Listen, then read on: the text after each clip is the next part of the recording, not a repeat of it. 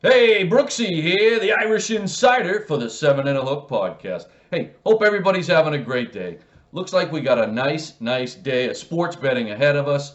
What's on today's agenda? What's on the menu, as we like to say? Well, we're going to start with some international football, a little bit of soccer. Yep, we're going to look at 3 English Premier League games, but then we're going to come over here, little domestic soccer. We're going to look and break down the MLS Cup. That's right, that's today, later this afternoon.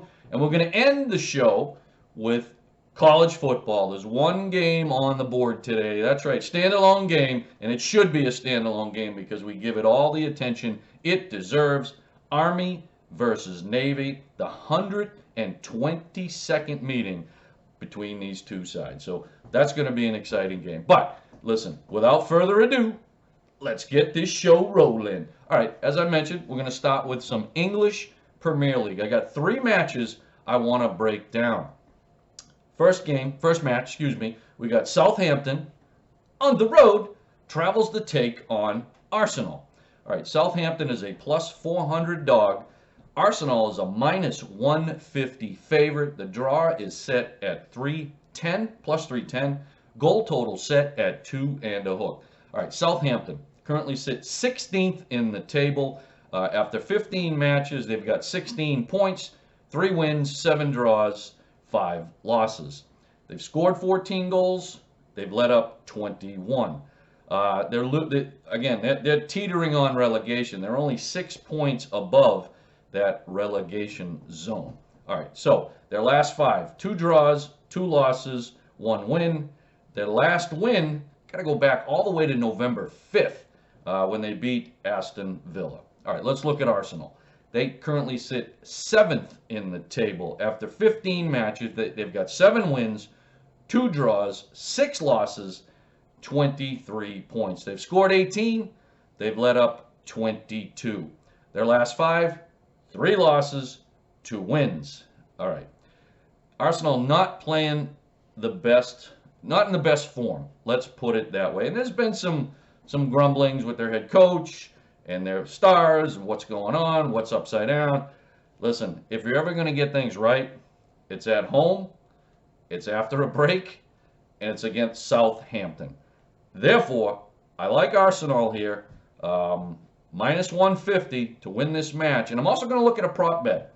I like Aubameyang to score an anytime goal. Getting some value with this at plus 135. As far as the goals in the game, I'm looking down. I'm going under 2 and a hook goals. So Arsenal, Aubameyang to score an anytime goal, and under 2 and a hook goals. All right, next match I want to look at. Leeds on the road travel to take on Chelsea. Now, Chelsea is a minus 380 favorite at home. Draw is set at plus 550. Leeds is a plus 800 dog. All right, goals total set at 2 and a hook. All right, Leeds currently sit 15th in the EPL table. After 15 matches, 3 wins, 7 draws, 5 defeats. They've got 16 points. Again, not that far from the relegation zone. They put 15 goals in the basket. They've let up 22. Last 5, 3 draws, 1 win, 1 loss. All right, their most recent match was against Brentford, where they drew 2-2. That was back on December 5th. Now, Chelsea, they currently sit 3rd in the table. After their 15 matches, 10 wins, 3 draws, 2 defeats. They've got 33 points. Scored 35 goals. They've only let up 9. Yeah, wow. They're putting the biscuit in the basket, and they're keeping the biscuit out of their basket, no doubt. All right, last 5 head-to-head here with Leeds.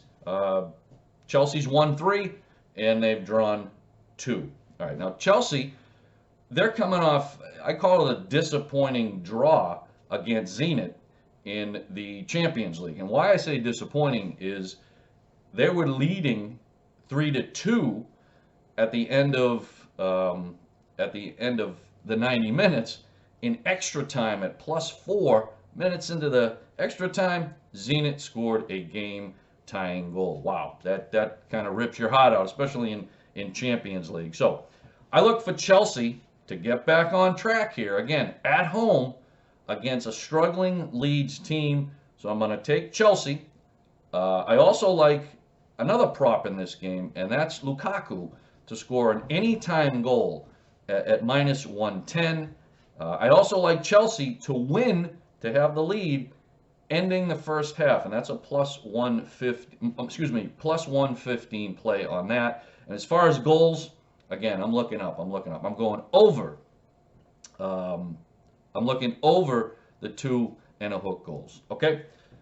Third match I want to look at in the English Premier League. I have Aston Villa on the road travels to take on Liverpool. All right, Liverpool is a minus 370 favorite at home.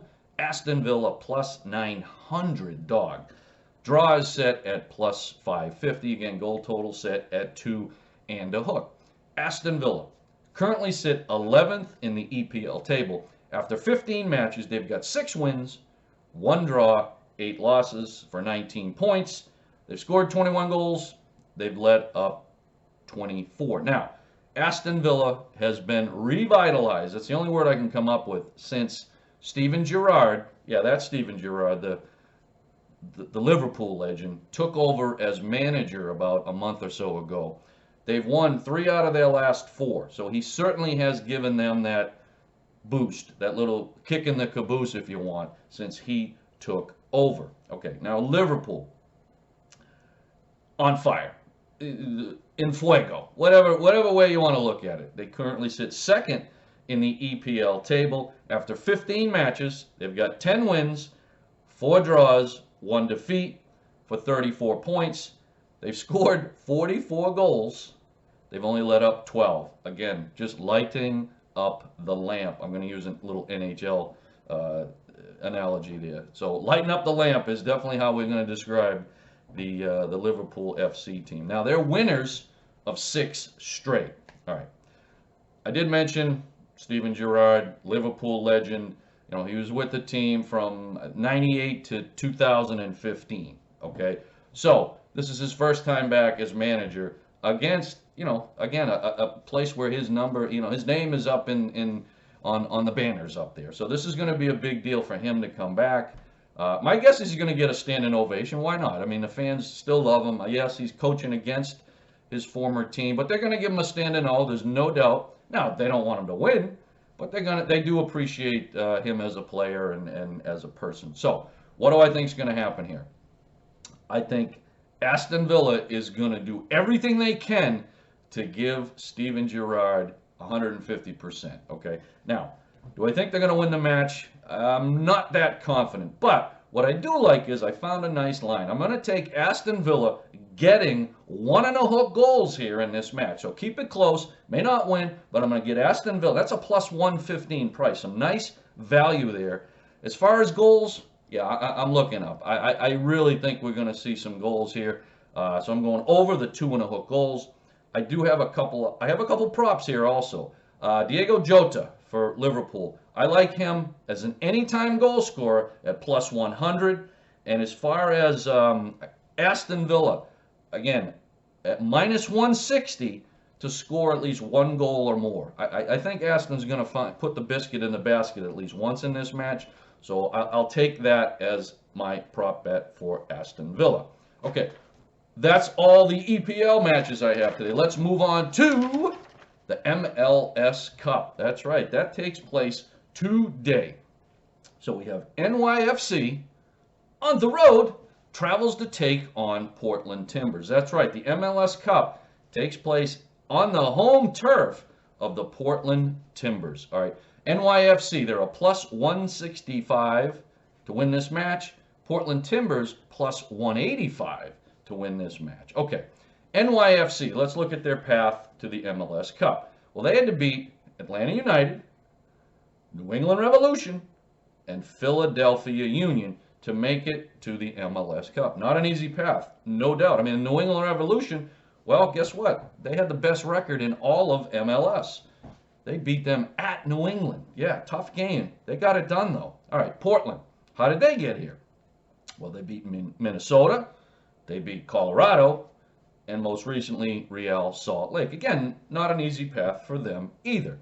Now, any history with either team in the MLS Cup? Well, one of them, and that's Portland. Okay, they've been to the MLS Cup twice. First back in 2015, where they won. They beat the Columbus Crew 2-1, and they brought home their first MLS Cup. They went back to the MLS Cup in 2018, and they faced the Atlanta United Buzzsaw, that team from 2018, and they lost 2-0.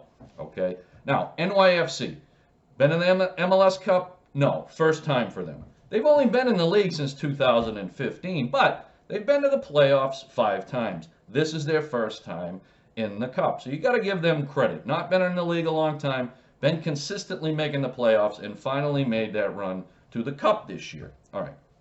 I got to look at both teams during the season. All right. Both teams put up 62 goals, so both teams can score, no doubt. On the defensive side, Portland let up 53, okay? NYFC only let up 39. So NYFC is pretty good at parking the bus when they need to. Now, Portland, whatever defensive efficiencies they had during the regular season, well, they put that to bed in the playoffs. In their 3 playoff matches, they had clean sheets in 2, and they let up 1 goal in the other. So they've only let up 1 goal in 3 matches. So whatever they didn't do in the regular season, they figured out what to do in the playoffs. Okay, listen, both teams are pretty evenly matched. I don't dispute that, but there's going to be, I think, one difference today, and that's what I'm going to call the 12th man, and that's Providence Park. Yeah, the Timber Army is going to be excited, ignited, on fire, whatever you want to call it. That stadium is going to be rocking. That's going to be the difference in this game. So I like Portland, okay, at plus 185 to come home with their second MLS Cup. Goals, I think it's going to be goals aplenty. I'm going over the 2.5 goals. And I do have one prop bet, and that's Sebastian Blanco scoring anytime goal at plus 260. Great value there. So, all right, so Timbers over 2.5 goals, and Blanco to score an anytime goal. All right, so that's going to cover my international football, my soccer plays for the day. We're going to change gears, and we're going to go right to college football. We got one game on the board, and that's Army versus Navy. Yeah, and I said earlier, 122nd meeting of these two sides. Now, Army is a 7-point favorite in this game. Points total set at 34.5. No, I didn't stutter. 34.5. Okay, that's one of the lowest points totals I think ever on the college football board. But there's a reason for that. The last 15 games between these two sides have gone under. Now, sometimes the points total's never been this low, 40, 41, 42, 39, but it's gone under the last 15 games. Is that going to stay the same? I'm going to let you know shortly. Now, the game's taking place in East Rutherford, New Jersey. All right. Navy holds the overall record in this series. They've got 61 wins, 53 losses, and 7 ties. Okay, so Army, they come into this game 8-3. Winners of their last 4. Most recently, a 43-10 drubbing of Georgia State. Now, season's not over for Army after this game. Why? Well, they qualified for the bowl. They're playing in the Armed Services Bowl against Missouri on December 22nd, and that's going to take place down in Texas. Okay, Navy, they come into this game 3-8, losers of their last 3. Most recently, they got annihilated by Marshall, 49-7. Now, both teams are run first, run second, and then I'll think about passing. Okay, Army averages over 300 yards on the ground each game, 90 passing. Okay, Navy, 228 yards on the ground, 54 passes. So you can see where this is headed. Okay, there's going to be a lot of running, a lot of handing off in this game. Army puts up 35 points a game. They let up 22. Navy scores just over 20. They've been letting up 29. All right. And you're going to hear from other handicappers, other pundits that are talking about this game. Records, history really doesn't matter. Season records don't really matter in this game. It's really about pride. Okay? It's about pride. It's what division of the armed services am I in? And I want to beat the folks in the other division. And it really is just bragging rights. It's bragging rights for the players, and it's bragging rights for the brass. So this really is a pride thing. Now, one thing I do think matters in a game like this is strength of schedule. Okay, so I look at a Navy. Yeah, their record's 3-8. Yeah, they had a bad season, right? But I also have to look at who they played. Now, they played some really good football teams this year. They played Houston. They played Cincinnati. They played SMU. They played Notre Dame. Okay, so they played at least 4 ranked teams, and some teams that were even ranked in the top 10. Cincinnati, obviously, guess what? They're playing in the college football playoffs. They're going for a national championship, okay? Army, on the other hand, they played 1 ranked team this year, and that was Wake Forest. They also played teams like UMass, Connecticut, Bucknell. Yeah, you can see that the resume for Army is certainly not as strong as the resume for Navy based on strength of schedule. Okay, that being stated, I like Navy in this game. Give me the 7 points, okay? And also, I'm looking up. Yeah, I just don't think this trend, and the trends don't matter. I'm looking up. I think you're going to see some points in this game. So give me over the 34 and a hook. Another little tidbit that I'm going to throw in. This is part of the psychological when you're doing handicapping. Okay, this is not Army's last game. Remember that. They have a bowl game coming up. All right, so this isn't going to be, throw the kitchen sink. It doesn't matter. Well, they do technically have to live to play another game. Navy, they don't. This is their bowl game.